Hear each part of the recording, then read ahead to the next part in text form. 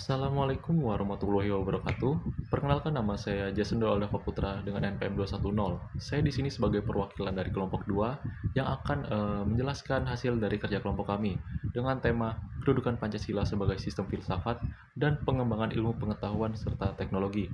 Dan judulnya adalah implementasi nilai Pancasila dalam inovasi ilmu pengetahuan dan teknologi sehari-hari.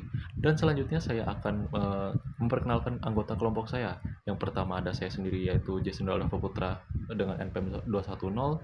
Yang kedua ada Bayu Anwar dengan NPM 103. Yang ketiga ada Dita Fadila dengan NPM 150. Yang keempat ada Anggi Permata dengan NPM 137. Yang kelima ada Siti Wahyudi dengan NPM 226. Yang keenam ada Fatia Zahra Keila dengan NPM 144. Yang ketujuh ada Ajeng Dwi Rahmawati dengan NPM 112. Dan yang terakhir ada Putri Meliza dengan NPM 122.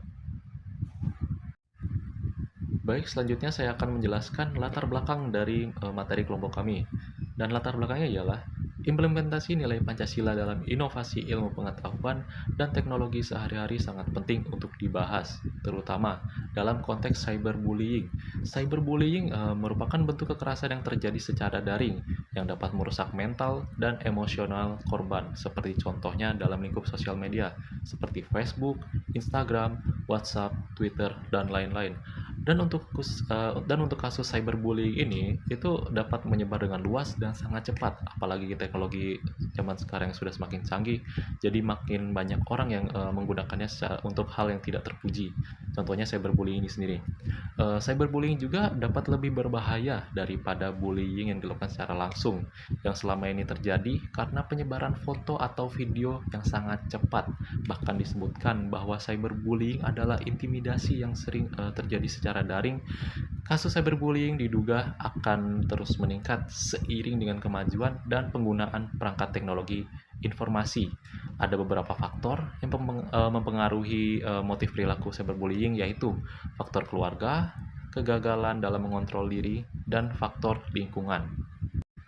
Pembahasan ini juga penting karena dampak negatif dari cyberbullying dapat menyebabkan masalah kesehatan mental yang serius, termasuk depresi dan bahkan bisa sampai bunuh diri. Selain itu, dengan memahami nilai-nilai Pancasila, kita dapat menciptakan lingkungan digital yang lebih aman dan beretika. Ketertarikan untuk membahas topik itu muncul dari meningkatkan kasus cyberbullying di kalangan remaja yang seringkali terabaikan oleh orang tua dan pendidik. Jadi untuk orang tua yang apalagi di era zaman sekarang, jangan sampai salah dalam mendidik anaknya, terutama anak-anak Anda yang sudah diberikan ponsel genggam sedari kecil, karena mereka belum tahu apa-apa tentang dunia perdigitalan atau tentang sisi gelap dari sosial media. Maka sebagai orang tua, kalian harus mengawasi anak kalian lebih jauh lagi, apalagi sampai ada anaknya yang merasa diancam, tapi karena mereka merasa diancam, akhirnya mereka tidak berani untuk mengadu ke orang tua mereka.